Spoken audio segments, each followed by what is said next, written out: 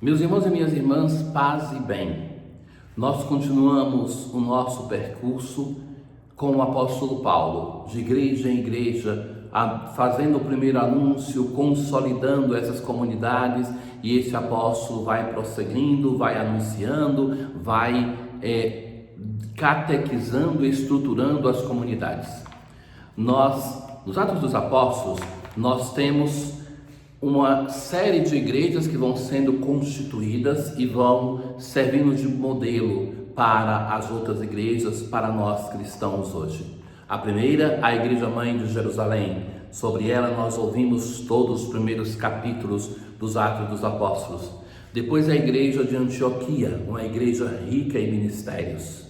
Nós chegamos agora à igreja de Éfeso, mais na frente uma igreja mais robusta do que essa, que vai ser a igreja de Corinto. Hoje nós encontramos Paulo, que permanece algum tempo em Antioquia.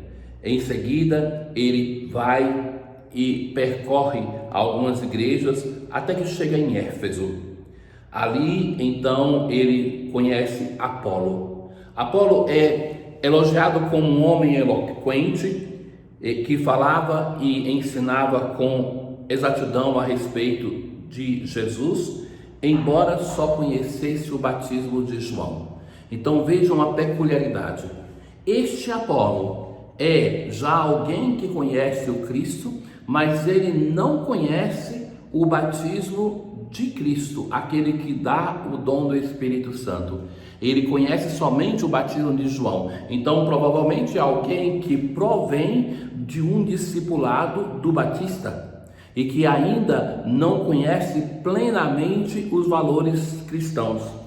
Então ali nós temos Priscila e Áquila que vão formá-lo com mais exatidão. Então se vê que depois do primeiro anúncio servia a este Apolo de ser de fato catequizado, de ser instruído nos valores da doutrina cristã, e que depois então ele parte.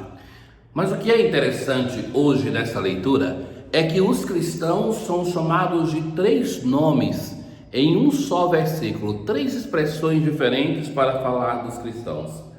Como ele estava querendo passar para Acaia, os irmãos.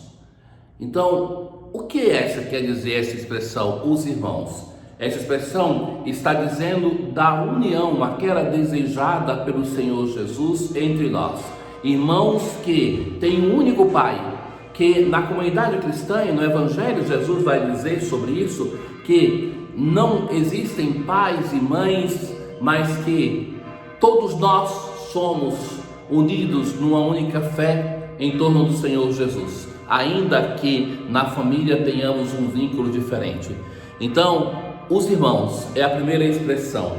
Depois vai dizer assim que apoiaram-no e escreveram aos discípulos. Quem são os discípulos? São esses mesmos irmãos que entre si têm um vínculo de fraternidade, mas que são discípulos de um mestre comum, um mestre que é o Senhor Jesus.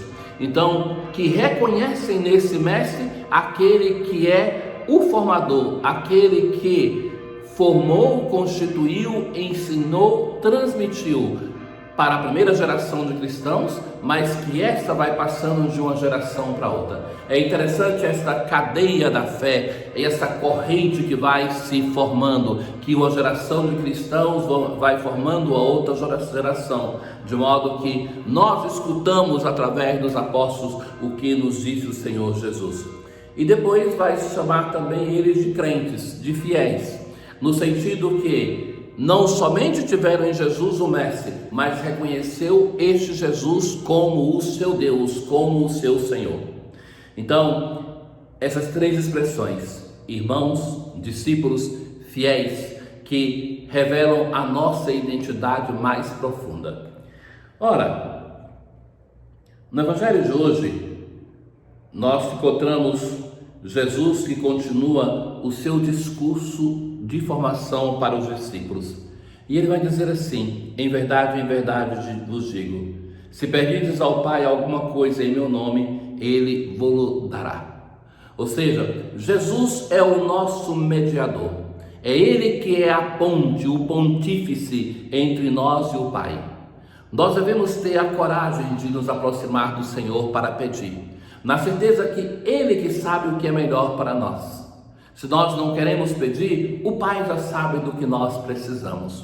O que nós não podemos, meus caros, é fazer um caminho de fé aonde eu estou no centro e me aproximo de Deus somente para pedir, e que busco ter uma vida cômoda, transformando a oração não no modo de transformar o meu coração, mas pretendendo transformar o coração de Deus para que Ele escute os meus pedidos. Ora, nossa semana nós falamos tanto do dom do Espírito Santo, e sem o dom do Espírito Santo nós não sabemos o que pedir. É o Espírito Santo que age em nós para que nós sejamos iluminados para saber o que pedir ao nosso bom Deus. Até agora, nada pedistes em meu nome. Pedi e recebereis, para que a vossa alegria seja completa. O texto do final de São João, esse discurso, muitas vezes vai tocar no tema da alegria. Ser cristão é viver uma alegria que não é deste mundo, que não se baseia na oferta pecaminosa de alegria deste mundo, mas uma alegria de quem vive a dimensão da fé, a dimensão de união com o Senhor, que confia em um Deus que nos ama, que não nos vai abandonar, um Deus que nos acompanha na nossa história. Vem a hora em que não vos falarei mais em figuras, mas claramente vos falarei do Pai. Se aproxima aquele momento que Jesus vai confiar a sua igreja aos seus discípulos, e que é a solenidade de amanhã. Então Jesus sente a necessidade de falar Ele mesmo com clareza para formar os discípulos. Mas veja, no início desse capítulo, Jesus vai dizer assim: o Pai me ama e por isso eu amo a vocês. E vocês, amados por mim, devem amar uns aos outros. E agora Jesus vai dizer assim: o próprio Pai vos ama. Então essa relação de amor, ela passou pelo Filho, mas chegou também diretamente a nós. O Pai nos ama. O Pai que é amor, Deus que é amor, Ele chega até nós através do amor do seu Filho, mas Ele chega até nós diretamente. É o Pai que nos ama, porque vós me amastes e acreditastes que eu vim da parte de Deus. Então o nosso amor, que recebemos o amor do Filho para amar o nosso irmão, mas Jesus vai dizer: eu sei e o Pai sabe que vocês me amam e por isso o Pai ama a vocês.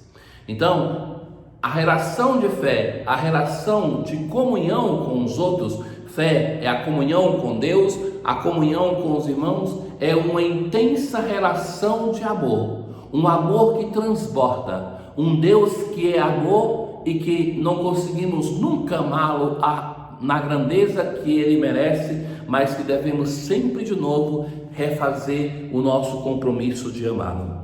Eu saí do Pai e vim ao mundo, e novamente parto do mundo e vou para o Pai. Essas são as últimas palavras de Jesus antes da solenidade da Ascensão. Novamente parto do mundo e vou para o Pai. Jesus prepara os seus discípulos antes da sua paixão, morte e ressurreição. E Jesus prepara para esse momento, para que eles não percam a fé e para que eles assumam, para que nós assumamos a igreja de nosso Senhor Jesus Cristo.